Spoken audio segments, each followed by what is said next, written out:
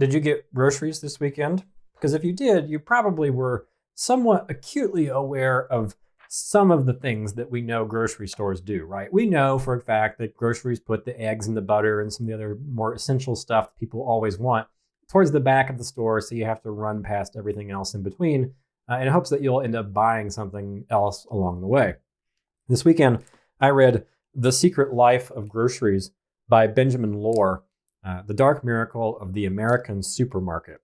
And this book is, I think, very well researched. I think it's also incredibly well written. It takes a very relatively boring topic of groceries and makes it into a very informative, challenging, reflective experience. It's a little bit dark and a little bit sad at spots. I thought going into it that it would be largely about things like animal rights abuses, and it turned out to be so much more than that. But before we begin, there is something about grocery stores worth knowing. And he talks about this a little bit at bits and pieces in the book, but in no one particular section. Grocery stores, particularly supermarkets, are the best that everything capitalism has to offer, right? They have capitalism provides supermarkets with all of the resources that they need. They are the embodiment, I think, of capitalism to the extreme and all of the good things that come from that. However, they also come with a lot of the bad things that are indicative of capitalism and sort of the pursuit of a lot of lower prices. Consider for a moment that in 1940, or excuse me, in the 1900s rather, the average American spent about 40% of their income on food. Today, we spend about 30 or 40% of our incomes, roughly on average annually, on things like housing. Transportation costs are usually about a third of people's incomes in most places without robust mass transit systems.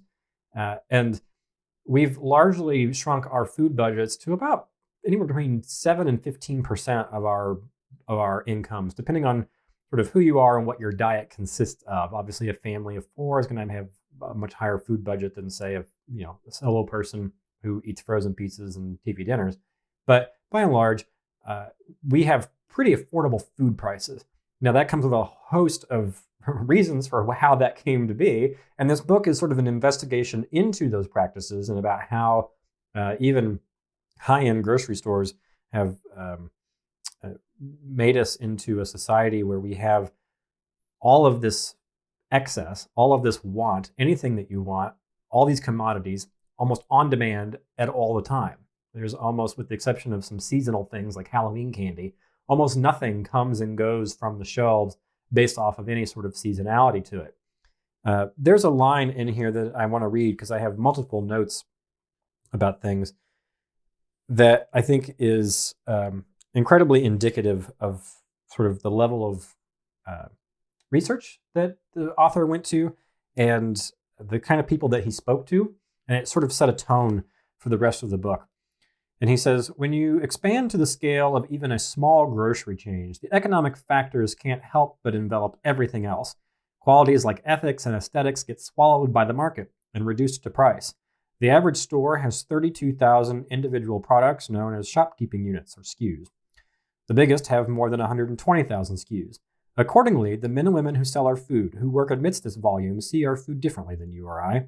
In particular, they see it as a line on a spreadsheet, with reams of qualities arranged in columns, all weighed by various coefficients according to their particular proprietary model that culminates in one or two numbers used to determine its value.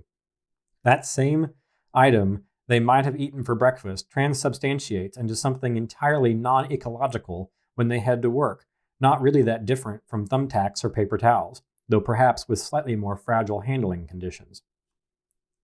He goes on to say, this is something those on the inside are acutely aware of.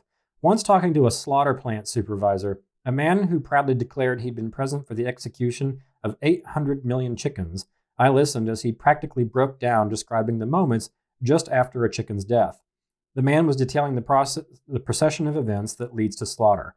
After the catchers come through in their overalls, grabbing up the birds by hand, after they stuff the birds into the horizontal cages by transport, muddy cotton balls jammed against the steel, and after the cages are driven miles and miles to the plant, then removed by forklift and the birds are yanked out, again by hand, and hung upside down on the line by their yellow scaly feet, They head towards a machine that will slice the carotid artery, 140 birds a minute, while a man in a blood-stained smock looks on with raised knife, ready in case the machine misses and he has to step forward to finish the job. After the man in the neck slicing, the birds, still twitching, still warm, draining out, and in short, still very much animals, though dying ones, are whisked into a dark metallic tunnel. This is the place where the slaughter plant supervisor's voice wells up during his description. The tunnel continues through to a new room, but inside, encased in industry, invisible except on blueprints and design plans, something happens. The bird is blasted with hot, steaming water, beaten by rubber flanges so its feathers fall off in ragged clumps. It is cleansed at an existential level until on the other side of this tunnel, the chicken emerges into a new room, now a decapitated, drained thing, all white-pocked skin, a whistling, gleaming globe of meat racing forward on the line. There is a phase shift. The floors are now bloodless. Men and women in white smocks stand at green plastic counters, and the whole area radiates with the high, reassuring notes of chlorine. Quote, "This is the place, this is the precise point. They go from living thing to food. You watch it happen," he says, his voice breaking as he breaks into tears, but not in the remorseful or guilt-ridden sense, in the "I am blessed and witness to the miraculous" sense. Quote, "They come out and they are no longer an animal. They are food now. It is a fundamental right of civilization, a moment where industry mimics the god, but rather than breathing new life into dust, a different consecration occurs, of sucking life out, an act of not just absolving murder, but erasing the possibility." That might be a little overwritten in some context to describe basically how a chicken slaughterhouse works, but he goes on to talk in the book about how he worked with a nonprofit group to sort of sneak in at one point to look at a pig farm, an industrial pig operation, where he goes in and he talks about how in a room full of about 100 or 150,000 pigs, some number of them have tumors and rashes and other ailments or limps and things. But he rightly questions, if you had a room full of 150,000 human beings, how many of them would be pocked with tumors and rashes and bruises and other sorts of ailments? It doesn't to say that all industrial farm operations are fine and hunky-dory. I think we all know that they are absolutely not. I thought this book would be much more about the meat processing side of things, and it's not. This is kind of the extent of it. There's actually a section in the back about aquaculture that we'll get to in a bit, and that is, I think, far more sad, depressing, illustrative of kind of the market that we see ourselves in on a lot of these things. But he has done the work to get himself as close to or inside the various bits of machinery that make up this market as possible. One of the places that he gets close to is with Joe Colomb, who is the Joe of Trader Joe's. And he talks a little bit about how sort of groceries came to be, right? And he talks a little bit about how grocery stores grew. He writes at a point here early on about the history of Piggly Wiggly. He says, at the time, this being in the 1950s or so, loss from theft was almost 6%. So unlike conventional markets of the era, George Saunders decides to separate the entry and exit points of the store. Pictures of the first Piggly Wiggly are filled with obtrusive steel fencing surrounding the turnstiles, evoking a prison yard rather than food mart, preventing shoppers from nabbing an item and running. The entire effect creates the modern retail dynamic. Passing through the turnstile, the customer enters an unconscious bargain. You're invited in to frolic among the abundance, but expected to pay in the end. And this is what he says goes on to describe grocery shopping and just retail in general as a far more personal act. And he shares all sorts of wonderful bits of history about how everything from sales and pricing and store layout, consumer psychology really come into their own in this period, kind of starting around World War II, but immediately after, where there's so much abundance and so much pressure and focus on pursuing the lowest price. This, however, is where we differ a little bit with Joe of Trader Joe's. And he talks about, in a sort of a one-on-one interview with Joe, about the early days of Trader Joe's and sort of what his ethos was about that. He says, if you've been inside one, you know the store Joe would go on to create is not the largest nor the cheapest. It was not the first at anything in particular, nor did it punctuate the equilibrium of the grocery world like Cullen's bomb. It did not pioneer a new technology or revolutionize the buying experience in any tangible way as Clarence Saunders did. It does not have the most luxurious, sustainable, ethical, or health-conscious food out there, and in all those attributes, it is strictly unremarkable. Instead, it did something both more mystical and impressive. In an industry with innovations that all look and feel banal because they tinker with superficials, Joe advanced by looking deeper. In the process, he changed the fundamentals of the game. Joe interrogated the retailer-shopper relationship. He rethought what it meant to sell food, the core responsibilities of retailer, the latent desires of the customer, peeling back the surface of the buying experience like it was a scalp to reveal the substrate below. As many have remarked, he created a cult. But it is a cult that would go on to take over the mainstream. Like it or not, shop there or not, you as an American in 2020 are probably a member of that cult, either in the specific sense that you are the precise demographic Joe targeted way back then, the overeducated, underpaid, and inquisitive, the customer who understands and cares for the world foremost by understanding and caring for themselves, or in the general sense, you are a consumer who flourishes from demographic targeting, expressing yourself through your purchases, loyalties, and decisions. What Joe did was one of the first to do, if not the first, was to create a store that provides products that reflect an identity that exists in opposition to some generally homogenized mainstream. In the process, by necessity, he commodified individuality itself. He learned to sell you, if you were the precise you he was after. That can be a little hard to appreciate. It can be a little hard to sort of say, oh, yeah, you really got me there. I read that and I was like, that definitely sort of fits the bill for a lot of people who I think shop at Trader Joe's and do so not because they value getting, their milk from Trader Joe's. They can get milk from any place. It's not that much different than a lot of other milk. But he goes on to talk about how Trader Joe's has developed as a retail operation and how it puts it on success as the single highest sales per square foot of any retail grocery chain, basically doubling its nearest competitor of Whole Foods. And then he goes on into a discussion about Aldi and the Aldi brothers, who now currently own Trader Joe's. Joe sold his stake in the company and left at some point, I think in the early 2000s, particularly as the Aldi brothers were interested in expanding out of Europe and into the United States. He goes on to say, in this way, Joe made me believe in the idea of business, or rather, he made me see what business could be. Our society is awash with founders all listening to the same leadership podcasts, doing the same kettlebell lunges to improve grip and leg strength at the same time, then dissolving identical Tim Ferriss-approved muscle-building complexes into their post-workout shakes to transform their previously similar mesomorph bodies into something even more metabolically equivalent, all while making parallel grandiose-style projections about their own app, disruption, or innovation, whereby their personal self-interest miraculously aligns with the interest of society writ large and places them as CEO, founder, servant leader on the very prow of the vessel of civilization. It is lunacy, but somehow it is our lunacy, the ascendant lunacy of my generation, which has put IPO-chasing founders in the same category we once reserved for poets, statesmen, and philosophers. And so it is with the wariness that I bring up the cliche about business being a creative act.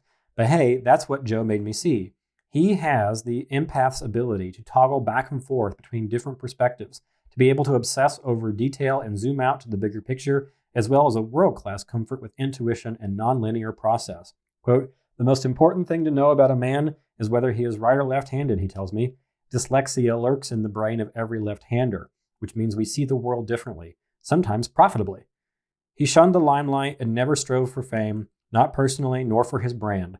Joe was a student, and understanding his career in grocery as a humanism, a man trying to learn as much as he can about people, life, and cultural shifts. It is one of the more helpful ways to think about the reason for his success and what grocery has to offer. I found the story. I always find the stories and histories of founders and people who create great success in their lives and the lives of others to be fascinating. And this particular sort of fit the bill for that. You know, he describes Joe as somebody who is probably a polymath to some extent, or at the very least, probably a genius level.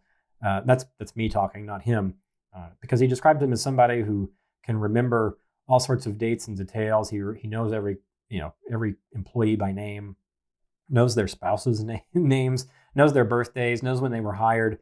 Was also somebody who was keen to learn every part of the job, everything from marketing to sort of discovering what wines work best. And he also is an astute businessman to be able to navigate lots of the laws, particularly in California where they started, surrounding liquor. And that, is sort of how Trader Joe's rose to fame, was by being incredibly passionate about his work. And I don't like that word passion so much. I think that most people's passions are not great lines of work by and large. And to create a grocery store today is not the same way or the same kind of grocery store that Joe had the opportunity to back in the 60s and 70s. That era has changed, and the book goes into detail about how and why that is as you read through it. And the whole thing is an incredibly detailed, intimate account of his experience running a grocery store, what it meant to him, and you sort of feel the emotion of that as he writes about what he's asking him and what he's saying in response. And you also get a deep appreciation for a person who built something who also cared very deeply about what it was that he was doing.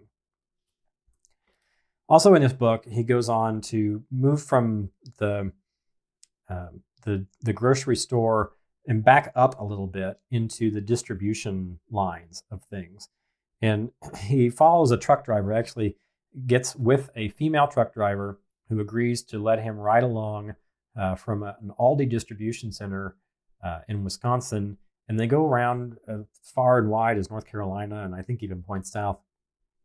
And he goes on to say and to write about Lynn Riles, who is the trucker that he's with. He describes her as this coughing, sputtering, stumbling trucker, clicks leashes on her two beagles, and clambers down the 5-foot drop from the driver's side door to walk them in the parking lot below. 14 minutes later, twin coffees steaming in the front seat, we're rolling out to an Aldi distribution center on a mission to deliver a load of groceries. They don't actually know what they're delivering. They don't find out until they deliver it that it's, I think, whipped cream or some sort of like Cool Whip style product.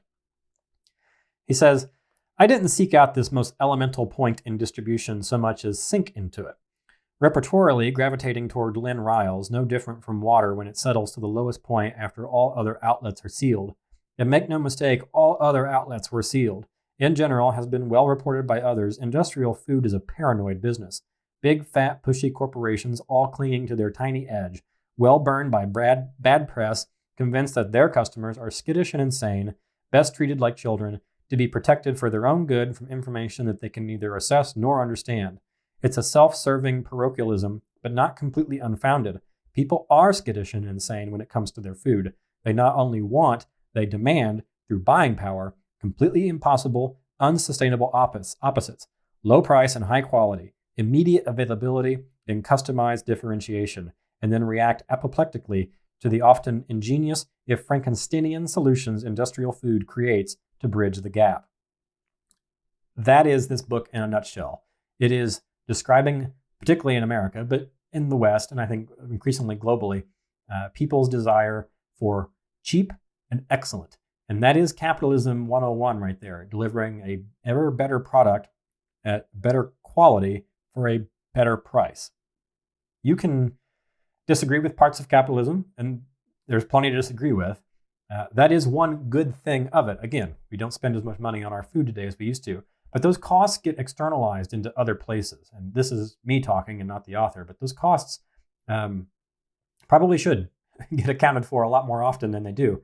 And this book does an excellent job of walking you through this beyond just what we know in terms of industrial farm operations, for example, but the reality of costs that people by and large seem totally fine with, even when they do understand those costs. To talk again a little bit about Lynn Reed, he writes, from there, reality continues to intercede. The fuel surcharge almost never covers her actual expense. The truck is supposed to be able to make 6 miles per gallon when fully loaded, but we never break 4.5 miles per gallon the entire time I'm riding with her. This 4.5 mile per gallon is also exclusively driving time. It doesn't count the quarter tank Lynn estimates she loses when we idle overnight. This is me talking here. They idle overnight in truck stops because they obviously need to sleep, but also because, and depending on the weather, they may need to either keep the material that they're hauling cold, which in this case they do, or they need to keep themselves heated or cooled depending on the temperature outside. He continues on, that quarter tank, by the way, is not the quarter tank of your Honda sedan. Lynn's Peterbilt has 2 tanks on each side, both massive, 120 gallons on the driver's side, 150 on the passenger side, not to mention a 50-gallon refrigerator tank that keeps our veggies crisp and that lasts only 24 hours when Lynn is hauling a load. And he writes in a footnote, and the footnotes in this book are excellent, by the way. This is where you can do some greenhouse gas calculations in your head and realize that even if you are driving the most virtuous Prius, Tesla, Volt in the world, your lifestyle is still burning through hydrocarbons like the Dickens. Our trucking fleet consumes gasoline in an unimaginable manner. Rivers burned every night across America. He goes back to talk a little bit more about his experience with the cost of our trucking industry. Then there are the fixed costs that aren't taken out of this particular load but need to be accounted for somehow. Lynn pays taxes per mile, per state, and that needs an accountant to handle the complexity of that, or at least the trucking company who issues her check demands that she use one. They also demand that she retain their lawyers to handle billing disputes. Then there is insurance, also demanded by their carrier without the opportunity to shop around. Then maintenance on her truck, which when you drive 12,000 miles a month is a whole different ball of wax than regular car maintenance. Then an escrow account called her security, to which, again, she is contractually obligated to contribute, which is maintained by the trucking company, held entirely at their discretion, and that serves as a backstop should she ever throw up her arms and decide she wants to walk away from her lease-to-own agreement. Finally, there are a host of tiny fees for administrative work, for mapping devices, mobile communication terminals, some of which she can't completely explain even as they bleed her paycheck. And finally, there are the inherent risks, which, as an owner-operator, Lynn has assumed entirely on behalf of her trucking company. The week before I joined her, while she dozed at a truck stop, the driver next to her crunched into her. Lynn awoke to the jolt and scrambled out of her bunk only to watch as the driver fled the lot. She guesses he was a rookie and his whole career was on the line. One early crash and you're out. But regardless of his identity, she was stuck with an insurance claim. I bring this up because that ever-diminishing sum we calculated Lynn would make for the load, which, this is me talking, historically, in the context of this chapter, the advertising that you see from trucking companies is kind of what, and the promises that they make, includes things in this circumstance up to about $1,200 from, I think it was from Wisconsin to the distribution center from someplace within a couple hundred miles of there. Those mileage estimates are, well, they're definitely estimates, but they don't include a lot of the taxes and fees and other diminishing sums that he's talking about here. So he goes on to say, I bring this up because the ever-diminishing sum we calculated Lynn would make for the load consisted of her earnings before beginning the trip. The open road is unpredictable in almost every way except one. The longer you are on it, the more certain something costly will happen. It takes a shift in mindset, one the rookie driver almost never makes. But this is not about bad luck. A hit and run might be rare, but it is just one risk among thousands. Trailer brakes failing, tires blowing, reefer line freezing, that collectively become inevitable. In this case, the damage was exclusively to her fairing. The plastic paneling around the undercarriage is the best possible outcome. She goes on to talk about sort of other fees and other situations that she in, but in the whole estimate that they had, including the other fees that she had to consume, she got maybe $100. Think about that. He goes on to write that she works more than 70 hours the week I am with her. much of it spent in a state of constant vigilance, where she sleeps in 4 to 5 hour bursts and wakes up for 3:30 a.m., and appointments that are make or break for her career, but ignored by the distribution center on the other side. That, in context, is when she gets paid to drive from someplace, from point A to point B. When she arrives at one of those points, either at the beginning or the end, and they have to wait for a distribution center to either open a dock and load or unload her truck, that is time that's unpaid. But she also is liable for her truck in those circumstances, and so she ends up spending a lot of time, she says, playing Farmville. She goes on to say, who didn't see her mother for 2 years because she didn't have the time off and couldn't get loads that lined up with her mother's location. The $17,000, also based on my experience with her, is a number likely inflated by pride. That $17,000 was her estimate for her annual income. That's what her take home was. When he asked her what she made last year after all of the fees, all of the fuel costs, all of the legal issues and the insurance issues and all the other stuff that comes out of her paycheck, she estimates that she made $17,000. And he writes, that's a number likely inflated by pride. The week that I'm with her, Lynn receives a weekly paycheck for just $100, which is what she received the week before and the week before that. She says in this book that it's in her contract that no matter how many expenses that she has, she always gets a check for $100. And he goes on to explain, too, a lot of the economics behind this and where they're sourcing drivers from. Lynn is an unusual character because, A, she's a woman in an industry that's maybe only 4 or 5% women, but also because trucking tries to get people to be owner-operators. It's better for the trucking companies in those circumstances, and you can imagine for all the reasons why that is. And a lot of people seem to get tricked into doing that. Other reasons is that they think they actually can make a go of it. Lynn was one of those people, and I don't get the impression, I don't think he does either, from this book or from her experience with her, that she was somehow bamboozled into buying this truck. But a lot of people do, and if you don't do it, if you don't become an owner-operator, and you just decide, hey, I just want to work, and I just want to drive the truck, and you'll give me the truck, and you'll pay me, and that's just going to be the end of it, you don't get any miles. The trucking companies are very good, evidently, at getting people to understand, no, you don't play ball that way. The way we'd like you to play ball is by becoming an owner-operator, and you buy this truck off of us. And when you get it paid off, good for you. Of course, like any other vehicle, it's probably useless at that point. But it's a fascinating and eye-opening account of life on the road. And because it's, I think, important to understand this even further, he writes about a situation with another young woman truck driver who trained with Lynn. And he says, I quote, one night, about 9 months after their training, Lynn got a phone call from a number she didn't recognize. Lynn answered, and it was Amy, the person she was training, or had been in training with, I should say. And she was crying. They raped her underneath the trailer, Lynn tells me, staring straight ahead at the road. There is 4 feet of clearance there. Nobody heard her scream. She crawled back to her truck, and I was the first person she called. I was 200 miles away. We talked all night long. Then Lynn explained to her dispatcher that she had an emergency to attend, did not wait for his response, unhitched her trailer, and drove to Amy. I took her to the hospital. While they did the rape kit, she kept telling me she was screaming at the top of her lungs, and nobody came to help her. I didn't know what to say. I just cried with her. She didn't have anyone else. I only knew her from her training, but I didn't really know her at all. Then, oh damn, and for the first time in 1,000 miles, Lynn goes completely silent, and we continue driving through the West Virginia Valley.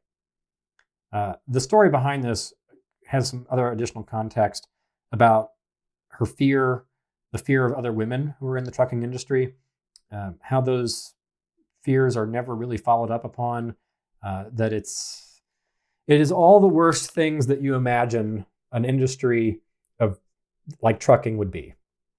And we apparently seem relatively powerless to do anything about it. And as truckers like to say, absolutely everything that we have in this world comes to us on a truck. Almost nothing, even things that come by boat and then by train, make their final destination in almost every circumstance by a truck. And it's It's sad and it's tragic. It's particularly sad and tragic when you consider sort of the economic factors that drive a lot of people to become truck drivers. There's also the economic realities of being a truck driver, and he goes on to explain how most of them are almost always homeless insofar as they don't have an address. They can't, why would they spend money on an apartment or a house that they're almost never going to be in, or if they aren't married, would sit empty most of the time. It talks a lot about sort of the emotion that comes out of a lot of these things, and it is eye-opening, and this book does an excellent job of explaining some of this stuff. Continuing on in the same chapter about Lynn, he writes, "The longer I spend with Lynn, the more context she provides on her life and decisions, the more important meaning becomes here too. I come to see her as dedicated to a dream. Lynn is vigilant on the road, her attention thousand-eyed and all-seeing behind the wheel. I see her save lives when totally unaware sedans try to beat her to a merge lane. Off the road, I see a remarkable persistence, what she calls her ability to take it, do her duty and withstand, a sense of obligation that also rhymes with an ability to shut down, swallow pride, and self-contain. In our time together, I watch as she gets pelted with petty aggravations, canceled loads, endless hours of unpaid labor, impossible deadlines, outright lies, and none of that, from the most unfair to the most aggravating, is greeted with anything more than a chin-tucked, head-down, plow-forth attitude." And he goes on to talk about other truck drivers that he met with that are, fit some of the more stereotypes, but are also undeniably sharp and often wise in their own ways. It's a fascinating read, and I highly recommend the book just for this particular point. After the trucking and distribution components of this, he goes on to talk about the fancy food show. And here we come in a chapter called Self-Realization Through Snack. And the fancy food show is kind of what you think it is. It's a big convention with people hawking all sorts of things that they hope will be the next breakthrough product that Walmart's going to pick up and purchase, or that Kroger's going to pick up and purchase, and it's just going to take the world by storm. And he goes into this fancy food show and talks about how kind of Americana and fun that it is. He says, "In many ways, we are living in the age of specialty," because this event focuses on specialty foods. "The entire category gesturing towards an authenticity the rest of the food system left behind. The fact that the authenticity itself is so splintered, contradictory, and chaotic is almost identical to our craving for it. It is personal. One man's specialty is another man's scorn. But like many things personal, the effect of seeing it all smashed side by side in a convention center is vaguely debasing. There are vomitous streams of comfort and nostalgia, every trope of Americana, mason jars and aprons, bonnets and barns, colliding with equally vomitous visions of the techno-future, a sphere of gelato pulled by tongs from a cauldron of liquid nitrogen, marshmallows cut so aggressively square as if by laser, their form is basically a middle finger to the whole concept of the s'more. And then there are hot sauces, 10,000 little bottles at 10,000 little booths, each with a howling mouth stretched open on the label. Browsing them, sampling in little dots of red and brown, I start to see all the sauces as a stand-in for the whole show. We aren't at a food conference. This is the hive mind of my This is the hive mind of my condiment drawer, a gibbering id of anxiety and acquisition responsible for all those decaying bottles in my fridge. I highlighted that only because I thought the writing was very good at describing something as so mundane and ordinary as a food show. The hot sauce and convention model reminded me of one of my first college classes when I was at IU, when I was studying some graphic design work there. We had a professor who assigned us the process of analyzing labels on hot sauce. And he brought in a bunch of them from the grocery store, and he looked at the labels, and we sort of discussed what each one of them felt like, right? Like this one must be like super, super hot, and this one over here must be a little milder. And this one kind of gives you a little more authentic flair because it has the picture of a Mexican woman on it, for example. And in reality, when you look at the ingredient label, you realize they are all almost identical. There is no difference between their spiciness or their level of heat. They are almost identical with the exception of labeling. And the book does a good job of talking about labeling in relation to a thing called slossa. He meets this lady at the fancy food show called Julie, and she is on a mission to sort of bring slossa, Slawsa, a mix of slaw and salsa, that's sort of a cabbage condiment mix, to the American public. And he follows her throughout the book, and I won't spoil it, but there's a very fascinating backstory there. It's all very human. It's also very, it's very 21st century model of things, where he follows her on a mission, working ridiculous hours, going to extreme lengths. And really, the takeaway that I had from it was that despite all of her effort and all of her best efforts and best thought about what to do in terms of marketing and outreach and how to grow this salsa brand, it almost entirely came down to blind luck. And I think that there's something worth remembering about that. He also talks about how the process of creating something like salsa on a sort of a small scale works. And he talks about Golding Farms, and this is an industrial space, I think in North Carolina, maybe it was in West Virginia, where a lot of this stuff happens. And so he writes, unlike so many other industrial spaces I visited while researching this book, it smells like food. The line is impeccably clean, polished cement and shined up stainless steel, not so much as a stray drop from the thrashing machines just inches away. Instead of smelling like machinery, the space is sweet and heavy and makes me oddly hungry. The muckraker in me wishes I could write about dirty conditions or workers throwing themselves from the scaffolding into bubbling vats to escape their drudgery, but alas, this was simply not the case. Instead, my overriding memory of Golding Farms is of order and precision and of almost perfect cleanliness, a cleanliness that really did hearken to godliness, if only in its approach to an absolute state of being. And I appreciated this little bit about it because it struck me as very honest, and it sort of revealed a truth about the food industry, and that there are certainly abuses in a lot of these things, but that a lot of it is good, that a lot of it is doing well. And he goes on to talk about other abuses in other parts of the distribution and food process, or the food making process, I should say. I almost myself, he mentioned this also frequently in the book, talks about how other people refer to food as product. I can't bring myself to refer to food as product. I think it's too disjointed. There's something about that I just don't like.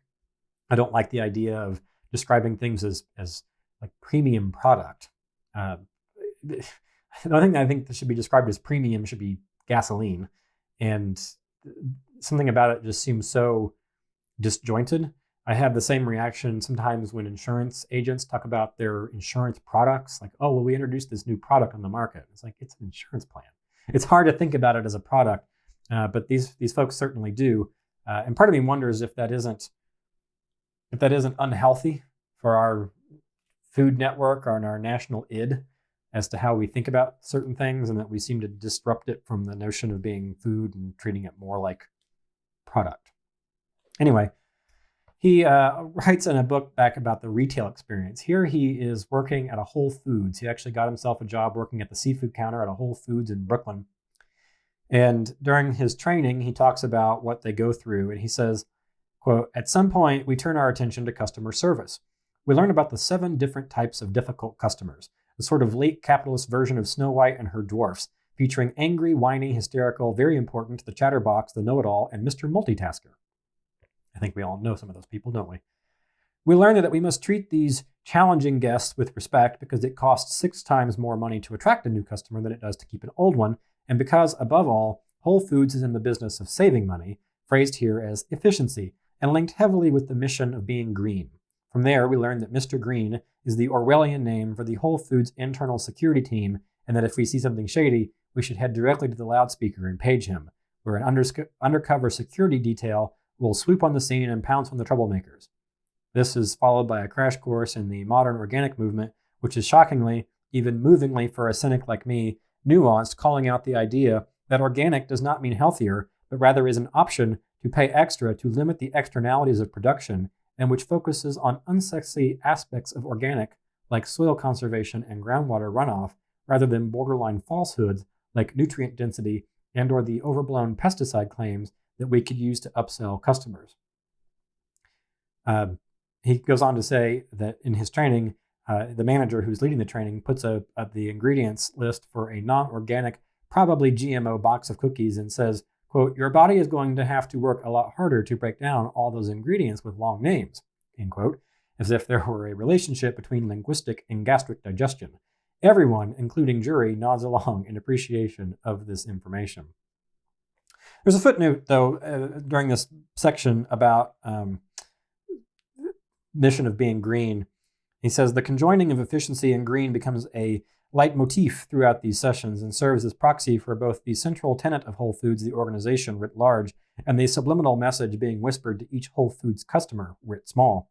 Namely, that by serving yourself, you are also serving humanity. And that is not only a lack of ingenuity and concern that prevents us as a species from having it all. All meaning Mother Earth, honoring Mother Earth while eating really high quality squash in the specific sense, but which in the general sense is more about the life we deserve as intelligent, well-intentioned Americans living in 2020, where gratitude and giving back are two of the many things included in the concept of abundance that we have come to demand from our lifestyle and our grocery store. He also goes on to say that all the recycling bins are completely and utterly bogus at Whole Foods. I think this is common in almost every city and almost every place. Originally I thought that maybe this was something that was only common in places like here in Indianapolis, where our recycling programs are basically non-existent. But he goes on to say that sadly but totally predictable note that you already know in your heart, recycling in practice at Whole Foods and every other grocery store I worked at for this book was entirely and hopelessly screwed. He does not use the word screwed there. I don't care what corporate claims or the rhetoric in the training trash at the fish counter got placed liberally in every bin, less the result of apathy, more from the blitz of the job in the day. This was true of employees and customers alike, and inevitably, each night, most of the bags from the blue recycling bins would be taken and placed in exactly the same landfill dumpster as the bags from the gray non-recycling bins. I think that that's probably a scenario that if it's happening in Brooklyn, it's probably happening at every place. Particularly if it's happening at a Whole Foods in Brooklyn, someplace that you would think would be very concerned with their brand, that I think we're all just hopelessly screwed there. Also, as part of the retail experience, he has a moment to talk about sort of his experience with the customers. And he says, one of the first things you realize working grocery is that people, in general, are hideous and insane, but their depravity almost miraculously bounces out in the ledger of the day, so that aside from bruised feelings and egos, which never really balance, the store itself makes out just fine. You'll have a tiny little man who can barely see above the counter berating you to cut a slab of the $32.99 per pound king salmon into progressively smaller and smaller pieces as if to prove some volumetric version of Archimedes' paradox, until you are left with reams of unsaleable king salmon that he promptly walks away from because you screwed it all up and that it isn't what he asked for at all. And then minutes later, an old woman with a blue beret and a lakeshore lockjaw accent will walk through the very mincemeat that you just cut and declare that she'll take it.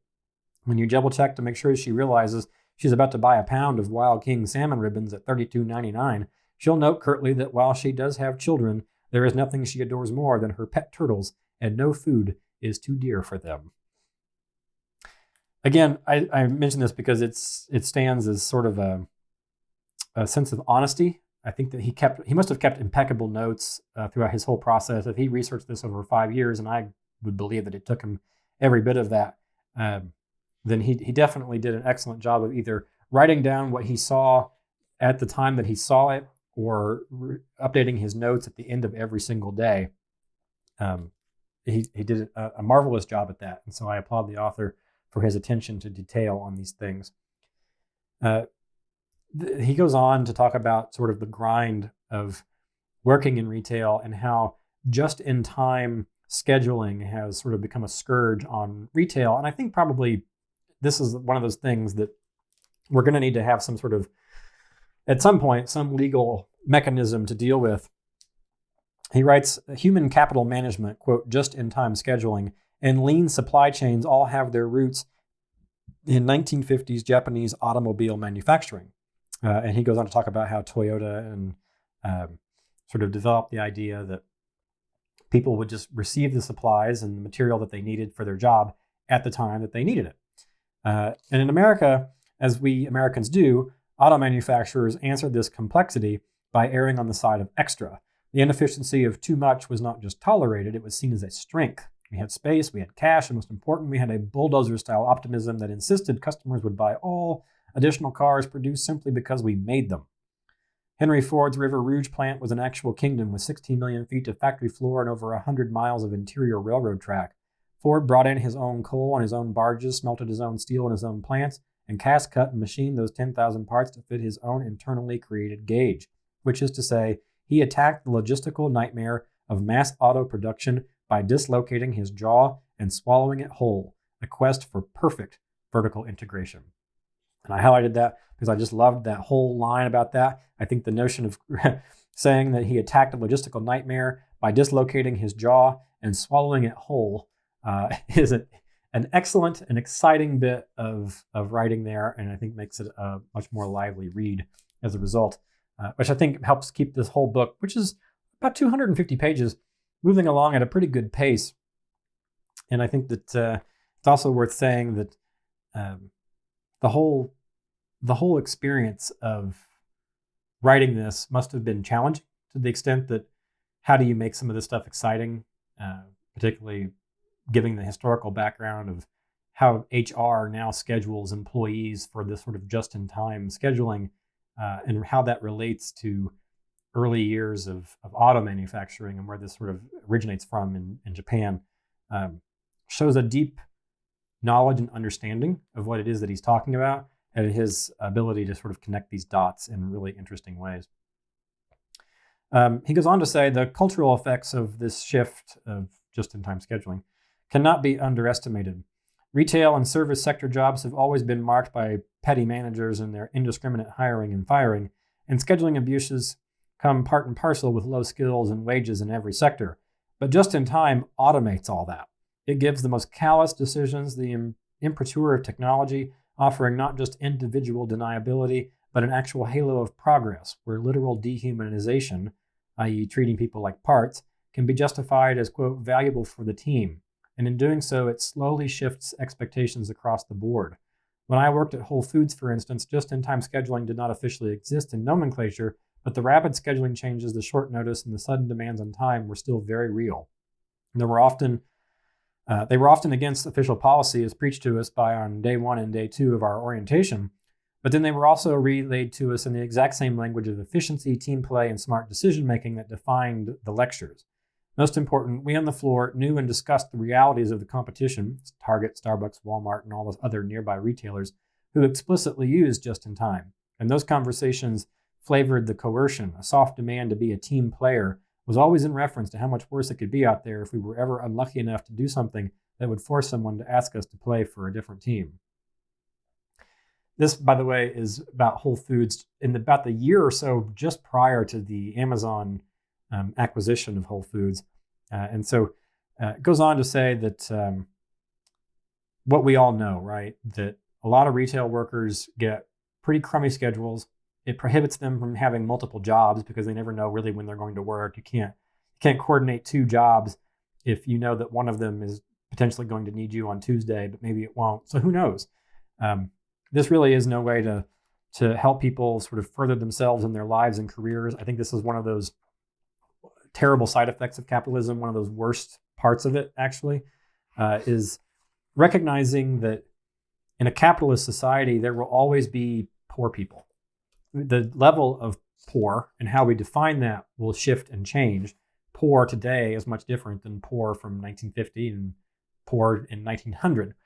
But it doesn't change the fact that we as Americans in particular, and people in the West, generally view capitalism as a mechanism to improve the quality of standard of things. And so when we see these regressions, we see that what it does, it lowers prices because it keeps the supply chain humming along in a way that is maybe a little bit fragile, as we saw during the pandemic, but also means that other people, namely middle class and upper class folks, sadly, get to save more money. They don't have to spend as much money on their food. And I suppose that it's also fair to say that if you're a low income person, that the lower cost of food and the general higher quality of food in comparison to what it was even 50 years ago is a benefit. But these are still problems that are definitely worth challenging. In the last half of the book, he talks about his experience in aquaculture and how the USDA and globally, increasingly, things like salmon and shrimp and crab and other edible meat come to be part of a process that is pretty rough, pretty unregulated, largely regulated by the market itself, largely regulated by suppliers themselves. The difference between the government and like a Walmart and a Kroger is that people complain about the government because they think that there's regulations there that are either too onerous or they increase prices over here for this group of people or have some other adverse consequence.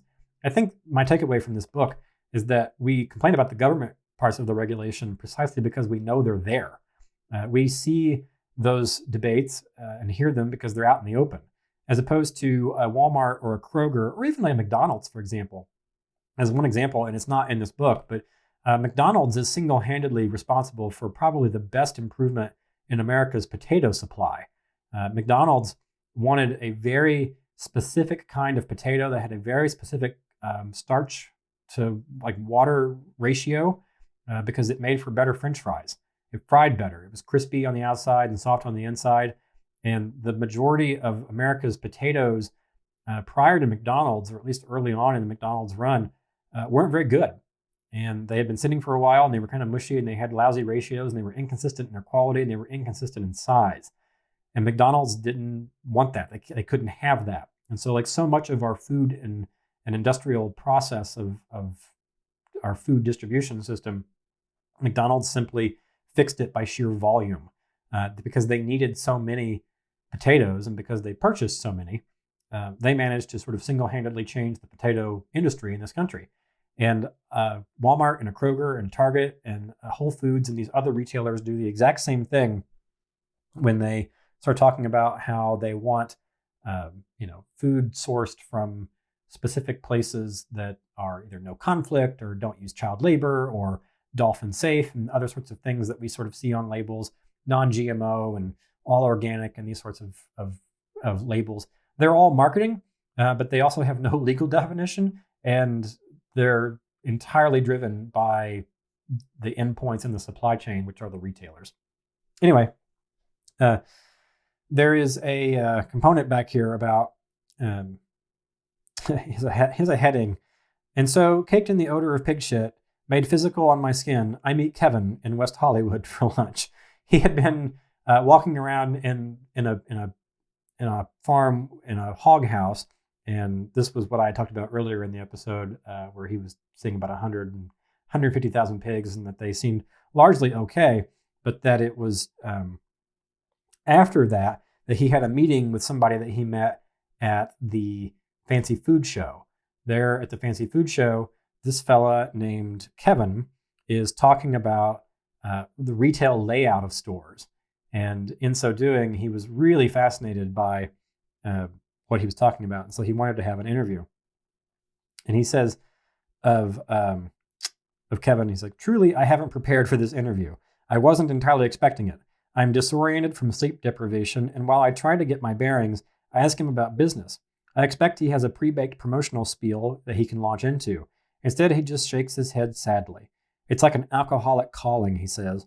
These stores have nowhere to turn, and so they call me.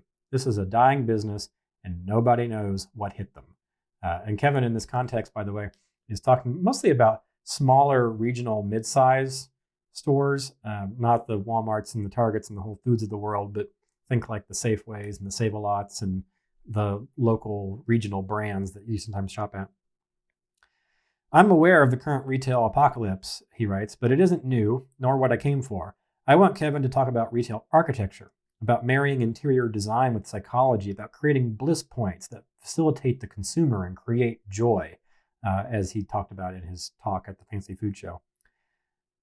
He says, they all want to play the quantification game, he continues. Well, guess what? You aren't going to out-quantify Amazon. And if you think you can run a lumberyard of food that is going to beat Walmart, you're crazy. And this, to me, was a real eye-opening point where I hadn't really thought about a retail apocalypse, but it does seem like the logical endpoint of our food system is that we have a handful of incredibly large retailers, and that food is by and large treated not much differently than how we treat, I don't know, tires, where there's just a handful of retailers and like all of our options kind of get funneled through those sorts of things. And that the small niche players, like bookstores, are just going to be, they're just going to be completely worn out of this whole system. He also goes on to talk about the bottom of the commodity chain, where he travels to Thailand and he meets a person named Toon Lin. And he talks about how this fella, when he was a teenager in Myanmar, flees across the border to Thailand and immediately gets sort of picked up in this process where him and probably thousands of other people every year are sold into effectively slavery. He's told that he's going to go on a fishing boat, and the fishing boat, and the way that the modern fishing industry works in a lot of places, is that the supplies come to the boat never comes back to the dock. And so the people who end up on this boat are subjected to incredibly harsh conditions. There's, beatings. They have no access to healthcare. They have no access to really much good food in a lot of cases. And the captain of the boat is generally, the deal seems to be that you will work on this boat for 5 years or some determined amount of time. You don't know how long that time is going to be. But in this circumstance for Toon Lin, it was 5 years. And then we'll take you back and then you can do whatever. But in that time, because the conditions are so dangerous and the work is so dangerous, he goes on a wonderfully detailed story about his work there, the danger that he faced, including losing part of his hand, and the weather that they endured, his loss of his connection to his family, and having really no connection at all to the outside world. It truly is modern day slavery. It is slavery in the sense that he definitely didn't get paid for it. There is a footnote in here that takes into consideration that comparing slavery is always a challenging thing, because there's what America did in our slave trade and what other countries did in their slave trade prior to that, and comparing it to the modern day where you're not so much shipped across an ocean at gunpoint, but you kind of are. Like, it's close, right? Like, if you're in Myanmar, in a war-ravaged country, and you're trying to escape, and you end up in Thailand, and somebody comes along and sort of says, hey, I'll recruit you into this operation, you'll make all sorts of money that you can take back to wherever. Most people would take that in a heartbeat, and people do. And in this circumstance, what they really get is not what they thought they were. It's a fascinating tale, and it all leads up to the idea that part of what makes, in this context, fishing, specifically shrimp, so cheap in America, and what has made it so cheap, even over the last 25 or 30 years, is the work of people like Toon Lin, who get sold into slavery, because the supply chain is constantly looking for lower and lower and lower prices, and there's got to be a bottom someplace, right? There's got to be a floor on these things. And when people start looking for lower and lower price points, inevitably you start digging through the floor. And when you start digging through the floor, you end up in situations where you've taken people hostage and have started to put them into slavery. This whole book is incredibly fascinating. I enjoyed every part of it. Every chapter was incredibly well researched. It was a little bit funny. I give it 4 stars, only because I don't really know what I'm supposed to do with the information. I don't know what to do to change my life or change my world to make this better for people. It's not like I can go into a Whole Foods or a Kroger and pay an extra dollar for shrimp and say, hey, can you give this extra dollar to the, down the line into the supply chain, so that way it actually makes it to the person who ended up purchasing, or, uh, hauling in the shrimp. The aquaculture of things is increasingly just as unsettling as our industrial agriculture in this country. I think if there's one good thing that comes of our industrial agriculture in the United States, it's that clearly, despite the animal abuses that are almost certainly happening, it doesn't seem like the worker abuses are nearly as bad as what they are in places like Thailand and Bangkok, where an entire sector of people are sort of driven into this industry because it's what is there, right? And in the process of writing this book, there have been news accounts and reports of places that are sourcing food, in this case shrimp, into grocery stores that Americans would be appalled and shocked at if they had known. They probably wouldn't have bought that food. But a lot of the retailers respond by saying, hey, none of our food has that. In this case, a Whole Foods. The Whole Foods corporate was saying, like, no, we don't use any of that sort of slave labor or have any of those conditions in our supply chain. And the New York Times and NPR and other investigations have proven, like, actually, you don't know that. Like, that may be true, but you don't know that. You actually can't say for certain, no, there is no labor abuses in our supply chain, because so much of it gets mixed and mingled along the way through various brokers and middlemen that all serve important roles in sort of making the whole system run, that you don't know. We don't know. And so short of, I guess, growing our own food in our own backyards, there's probably not a whole lot that we're going to be able to do, at least not in the short term anyway, to sort of fix the secret life of our groceries. So highly recommend this book if you're a person who, I don't know, eats. Because if you're a person who eats, you should at least make an effort to understand precisely where your food comes from.